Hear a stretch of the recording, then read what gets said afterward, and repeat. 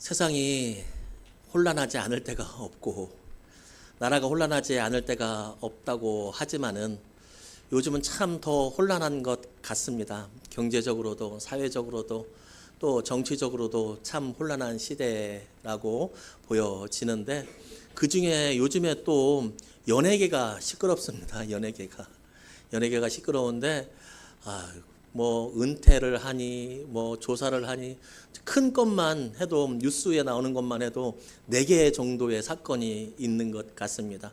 참 연예인들이 쉽지 않다. 그리고 그 연예인들의 파장이 크다라고 하는 것을 느끼게 되는데 금요일 날 제가 새벽기도 끝나고 집에 가는 중에 뉴스를 들었어요.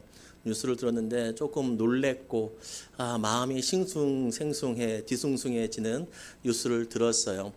한 가수 우리나라에서뿐만 아니라 전 세계에서도 모르는 사람이 거의 없을 정도로 유명한 가수, 정말 그 유명한 가수에 관한 이제 뉴스였습니다. 그 가수가 불법을 했다라고 하는 의혹이 제기됐는데 그게 무엇이냐면 대면으로 진료를 받고 약을 받아야 되는데 이분이 이제 해명하기로는 코로나 때부터 비대면으로 진료를 받고 약도 본인이 찾아가서 받아야 되는데 이제 바쁘다고 하는 이제 사정상 이제 그를 도와주는 사람이 가서 대리 수령을 했다. 왜냐하면 만나서 대면에서 진료를 받고 자기가 약을 받아야 되는데 자기가 아닌 사람들을 보냈다라고 하는 의혹입니다. 법적으로 어떻게 되든지 사실은 저는 잘 모르겠습니다. 그것은 이제 결정에 나봐야 되는 것이고 저는 법적인 것을 얘기하는 것이 아니라 제 마음이 참 뒤숭숭했던 것은 그것 때문이 법적인 문제가 아니라 그 사람이 정말 어떤 사람이냐면 에너지가 넘치는 사람이거든요. 정말 그의 콘서트나 방송을 보면 힘이 없던 사람들도 막 일어나서 힘을 내고 그렇게 막 활기차고 신나게 하는 사람이거든요. 근데 그가 타갔던 약이 어떤 약이냐면 불안장애 그리고 수면 유도제, 수면 장애 그 약 2개를 타갔다는 거예요. 다른 사람들에게 정말 기쁨을 주고 마음을 시원하게 하고 정말 소리 지르면서 막 이렇게 했던 사람 그분이 일반 사람들이 보이지 않는 그곳에서는 불안하고 잠을 이루지 못하는 그 모습을 보니까 마음이 싱숭생숭해요. 그래서 설교를 준비하다가 검색을 해봤는데 더 공감이 가는 거예요. 왜냐하면 그분하고 저하고 동갑이더라고요. 동갑이에요. 야, 중년의 나이에 같은 이제 시대를 살아왔고 살아갈 나이인데 그럴 수 있겠구나. 그렇게 무대를 장악하고 전 세계를 진짜 호령하던 그 사람이 그렇게 불안할 수 있겠구나. 라는 생각을 하면서 또 한편에는 목회자들도 그럴 수 있겠구나. 목회자들도 하나님 말씀을 연구하고 그렇게 설교하는 것이 목회자 일진데 그럼에도 불구하고 문득문득 찾아오는 불안감을 이기지 못하는 그런 목회자들도 있을 수 있겠구나 싶었습니다. 남들이 보면 화려하고 부자로 살고 좋은 차를 타고 찾는 사람이 많고 아는 사람이 많고 명예가 드높고 그런 사람도 광야를 걷게 될 때가 있습니다. 마음의 광야를 걷고 또 삶의 광야를 걸을 때가 있습니다. 광야는 버려진 땅입니다. 광야는 갈라진 땅입니다. 아픔이 있는 것이 광야입니다. 오늘 말씀에 좀 전에 소개했던 그분과 비슷한 처지에 있는 한 사람이 등장합니다. 바로 이디오피아 여왕의 재무장관입니다. 재무장관. 높은 고위 공직자입니다. 그는 지금 예루살렘에 왔다 자신의 고향으로 돌아가고 있습니다. 왜 예루살렘에 왔냐면 예배 드리기 위해서입니다. 예배를 참여하고 바로 자신의 고향으로 돌아가는 길에 있습니다. 돌아가는 모습을 성경에서 설명하고 있는데 보니까 수레를 타고 있습니다. 수레를 탄다는 것은 무엇을 의미합니까? 자기가 본인이 수레를 운전하고 가는 것이 아니라 자신을 이제 시종 드는 사람, 그리고 그 위에서 책을 읽고 있었던 모습을 보면 그는 시종들, 종들을 많이 거느리고 있었던 것이고, 그리고 지금은 수레 아무도 안 타고 차 타고 다니지만 그 당시에 수레라고 하는 것은 쉽게 얻을 수 있는 것도 아니었죠. 재무장관이라고 하는 높은 자리에 올라왔고, 그 자리에 올라갈 만큼 그는 명석했고, 그리고 가진 것도 많았고, 자신을 도와주는 사람도 많았고, 그리고 명성도 있었던 사람이 바로 오늘 말씀에 나오는 내시, 그리고 관리입니다. 그가 수레에서 책을 읽고 있었는데 그 책이 어떤 책이냐면 바로 이사야라고 하는 성경입니다. 그런데 아무리 읽어도 하나님의 뜻이 보이지 않는 겁니다. 아무리 읽어도 이해가 되지 않는 겁니다. 이 사람이 예루살렘까지 와서 예배 드렸는데 이 사람이 유대인으로 보이지 않습니다. 이 사람은 이방 사람인데 하나님을 믿기로 작정하고 개종한 사람으로 보입니다. 그래서 그 먼 길을 찾아와서 예배를 드렸던, 그만큼 하나님을 사랑하고자 하는 마음이 특심인 사람인데 하나님의 말씀을 펴놓고 보니까 말씀이 이해되지 않는 그런 상황 속에 있는 겁니다. 하나님을 사랑하는 사람들에게 힘든 것 중에 하나는 무엇입니까? 그것은 바로 하나님의 말씀이 내 마음에 다가오지 않고 이해가 되지 않는 것이죠. 답답합니다. 예배까지 드렸는데 돌아가는 길에 성경을 봐도 이해가 되지 않는 그 답답함이 그를 올가매고 있습니다. 마치 그 수레가 걷고 있는, 그 수레가 있는 자기가 처했던 그 주변에 있는 상황, 광야 같은 그러한 메마름이 바로 이 영혼에 찾아왔습니다. 그의 마음은 사람들이 버린 땅과 같이 하나님께 버림받았던 것은 아닐까? 하나님께서 왜 나에게 말씀해 주지는 않을까? 나는 왜 깨닫지 못할까? 라고 하는 소외감이 있었을 겁니다. 겉으로 보면 부족한 힘이 없는 인생입니다. 재무장관이라고 하는 권력도 있고 사람들에게 추앙도 받고, 그리고 재산도 있고 수레도 있고 시종도 있습니다. 사람들에게 알려진 명예도 가진 사람입니다. 그러나 그의 영혼은 지금 마치 광야처럼 갈라져 있습니다. 왜냐하면 하나님의 말씀이 들리지 않기 때문입니다. 하나님이 보이지 않기 때문입니다. 그래서 그의 영혼은 갈라져 있고 메말라 있습니다. 하나님을 예배하러 예루살렘까지 왔지만 예배하고 돌아가는 그 길에는 가슴에 예배의 감격은 사라지고 말씀을 간구하는 마음으로 책을 펴서 보기는 보지만 이 말씀에 깨달음이 없고 감동이 없는 그러한 상황에서도 바로 그의 인생이 소외되고 갈라진 광야 같은을 우리는 유추할 수 있습니다. 귀하고 복되신 여러분, 우리도 이럴 때가 있지 않습니까? 광야같이 버려지고 갈라지고 생명이 기운이 없는 그때 말입니다. 기도를 해도 마음은 시원해지지 않고 예배를 드려도 나만 혼자 관객이 된 것 같고 나만 혼자 동떨어져 있는 것 같고, 옆에 있는 사람들은 아멘으로 받아들이고 옆에 있는 사람들은 새 힘을 얻고 옆에 있는 사람은 치유를 얻고 나음을 얻고 도전을 받고 돌아가는데 나는 그 말씀이 들리지 않고 나는 그 찬양에 함께 동참하지 못할 때 말입니다. 나는 예수 믿는 사람이라고 생각하고 나는 하나님의 자녀라고 생각하면서도 늘 우울하고 늘 불안하고 떨어질까 봐 낙심하고 불안해하는 그 모습이 우리 안에 있지는 않습니까? 내시는 마차라도 있고 권력이라도 없고 돈이라도 있지, 나는 돈도 없고 마차도 없고 권력도 없고 돈도 없는, 나는 그것마저도 없이 영혼의 광야를 겪는 것뿐만 아니라 삶에서의 광야를 겪을 때가 우리에게 있습니다.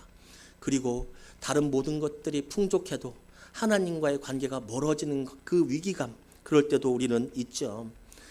영혼의 광야 그리고 생활의 광야, 이 두 가지가 함께 찾아올 때도 있고 하나만 찾아올 때도 있죠. 여러분, 이럴 때 우리가 광야를 만날 때, 우리가 사막을 건널 때, 우리가 영혼의 사막을 건널 때 이렇게 우리는 어떠한 자세로 우리가 이겨내고 또 견뎌내야 할까요? 오늘 내시를 보면 그 해결책을 얻을 수 있습니다. 말씀이 나의 말씀으로 다가오지 않고 예배가 나의 은혜로 다가오지 않다고 우리는 생각할 때 어떻게 했냐면 바로 내시처럼 끝까지 말씀을 붙들고 있는 것이 해답인 줄로 믿습니다. 내시는 그 먼 길 찾아와서 돌아가는데 말씀 읽는데 안 들어와요. 그래도 에이 모르겠다라고 성경책을 덮지 않았습니다. 끝까지 그 말씀 붙잡고 갔습니다. 말씀을 읽을 때 어떻겠습니까? 그냥 글자고 그냥 문자고 소리 없고 의미 없는 반복이고 고민이었을 겁니다. 그래도 그 내시는 그 관리는 말씀을 버리지 않고 붙들고 고민하고 아파하고 씨름했습니다. 하나님과 씨름한 겁니다. 그렇게 영혼의 광야를 걷고 있던 그에게 한 사람이 찾아오는데 바로 빌립이라는 사람이 찾아옵니다. 빌립이 찾아와서 관리에게 묻습니다. 네가 읽는 것을 이해하느냐? 관리가 이야기합니다. 아무도 나에게 가르쳐 주지 않고 아무리 읽어도 내가 깨닫지 못하겠다고 그렇게 말합니다. 그래서 지금 나에게 이술에 올라타서 말씀을 좀 가르쳐 달라고 그를 초청합니다. 빌립이 그에게 올라가서 가르쳐 주는데 그것은 복잡한 것이 아닙니다. 복잡한 것이 아닙니다. 그것을 요약하고 집약하면 무엇이냐면 예수 그리스도께서 십자가에서 죽으셨고 그 죽으심으로 우리가 죄사함을 받았고 예수님은 다시 부활하셨고 그 예수님이 멀리 떠나간 것이 아니라 지금 우리와 함께 계신다라고 하는 복음입니다. 복음. 이 말이 말라붙었던 내시의 영혼에 시원한 샘물이 되었습니다. 그래서 내시는 세례를 받고 예수 그리스도를 영접하게 됩니다. 그리고 그는 광야를 지나 새로운 삶을 찾게 됩니다. 성경은 새로운 삶을 찾은 그를 이렇게 표현하고 있습니다. 39절 말씀 함께 읽겠습니다.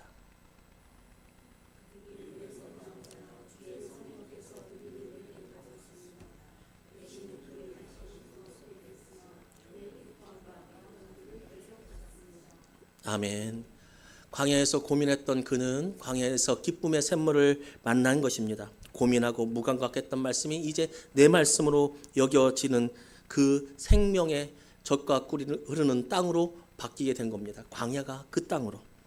귀하신 여러분 기억하시기 바랍니다. 광야의 길을 걸을 때 우리는 하나님의 말씀을 놓아서는 안 됩니다.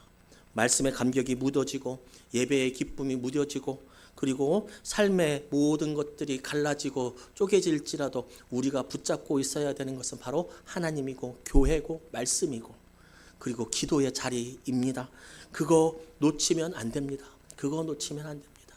우리는 믿음에 있어서는 프로입니다. 우리는 다 프로여야 합니다. 프로이기도 합니다.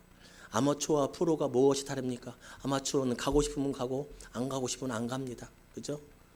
조기축구 가고 싶으면 가고 안 가고 싶으면 안 갑니다. 프로는 그냥 갑니다. 비 안 오면 아마추어는 안 합니다. 프로는 합니다. 여러분 우리도 믿음에 다 프로입니다. 예배자로 하나님께서 불러주셨습니다. 예배자로 불러주셨으니 오늘은 피곤하다고 안 하고 오늘은 무슨 약속이 있다고 안 하고 그렇게 하지 않습니다. 예배의 프로는 믿음의 프로는 아프나 비가 오나 눈이 오나 감격이 있으나 없으나 그 자리를 가는 겁니다. 그 자리를 갈 때 믿음의 실력이 늘어나게 되는 것이죠. 감격이 있으나 없으나 기도하는 겁니다. 기도하라고 했으니까 기도하는 겁니다. 제가 전도에 대해서 이야기하잖아요. 여러분 전도는 하는 겁니다. 두말할 것도 없습니다. 그냥 하라고 했습니다. 하나님이 두말할 것도 없습니다.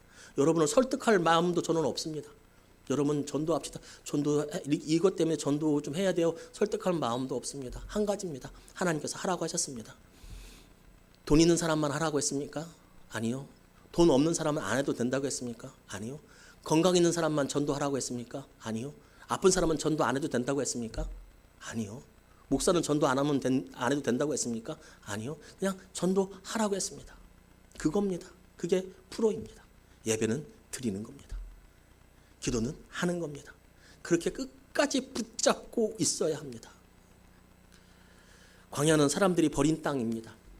사람들이 가지 않고 찾지 않는 땅입니다. 그 길을 수레로 가고 있는 이 사람, 그 광야 길을 걷고 있는데 그 광야 길에서 하나님의 역사가 일어나면 젖과 꿀이 흐르는 땅으로 광야가 바뀌는 줄로 믿습니다. 어떨 때 내가 끝까지 말씀을 붙잡고 있을 때, 내가 끝까지 말씀을 붙잡고 있을 때, 우리의 삶이 때로는 사람들이 버린 것처럼 메말라 있어도 여러분 하나님을 붙잡고 있으면 우리는 삽니다. 하나님은 끝까지 우리를 포기하지 않기 때문에 그렇습니다. 오늘 보십시오. 빌립이 관리의 삶에 찾아왔습니다. 그런데 빌립이 찾아간 게 아닙니다. 26절 말씀 보니까 주의 천사가 보냈다고 말씀합니다. 29절 말씀 보니까 주의 성령께서 보내셨다고 말씀합니다. 29절 말씀 함께 읽겠습니다.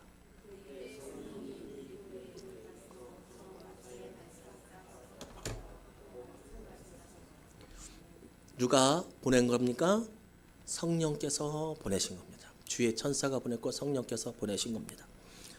여러분, 우리는 지금 대림절을 지내고 있습니다. 대림절은 아기 예수님께서 탄생하신 것을 기다리는 절기입니다. 정말 몇 번 말씀드린 것 같은데 믿음 생활을 하면 할수록 느껴지는 것은 신앙은 인내가 아닐까 생각합니다. 견디는 겁니다. 기다리는 겁니다. 예수님의 탄생을 기다리는 겁니다.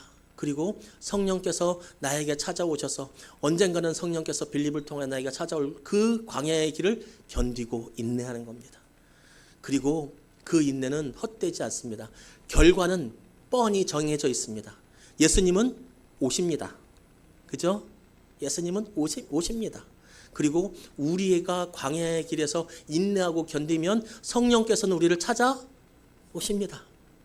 결과는 뻔합니다. 그래서 우리는 견디고 인내할 수 있게 되는 것입니다. 예배의 자리에서 인내하고 그리고 기도의 자리에서 인내하는 겁니다. 성령께서 주권적으로 이 관리에게 역사해 주셨고 말씀을 붙잡고 놓지 않는 그 관리를 하나님께서 찾아오신 것입니다. 하나님은 그렇게 우리를 인도하시고 푸른 초장으로 우리를 인도해 주시지만 우리는 악하고 험한 땅을 지날지라도 사망의 음침한 골짜기를 지날 때도 있는데 그때에도 우리가 인내하고 견디는 것은 하나님께서 나를 인도하시는 그 약속을 믿고 그 약속은 이루어질 수밖에 없기 때문에 우리의 인내는 헛되지 않습니다. 아멘. 여호와는 나의 목자 되셔서 사망의 음침한 골짜기를 지날 때라도 하나님께서 나와 함께 하시고 나를 인도해 주실 줄로 믿습니다. 그래서 우리는 견디고 인내하는 것입니다. 광야는 우리가 선택해서 가는 곳은 아닙니다. 사람들이 광야를 싫어하듯이 우리도 광야를 싫어합니다. 그러나 그 광야에 서 있을 수밖에 없는 상황이 있을 건데 광야에서 있을 때 영혼의 광야든 삶의 광야든 있을 때 여러분 기억하시기 바랍니다.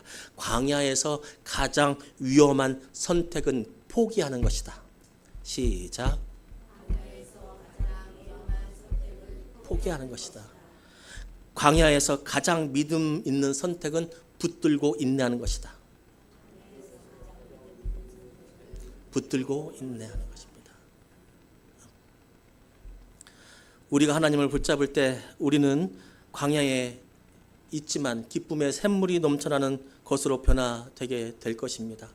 광야에서 내시를 찾아오고 관리를 찾아오고 빌립을 보내셨던 그 성령님의 은혜가 우리의 삶 속에 또 찾아오셔서 광야가 기쁨의 샘물이 넘치는 젖과 꿀이 흐르는 땅이 되기를 주님의 이름으로 축복합니다.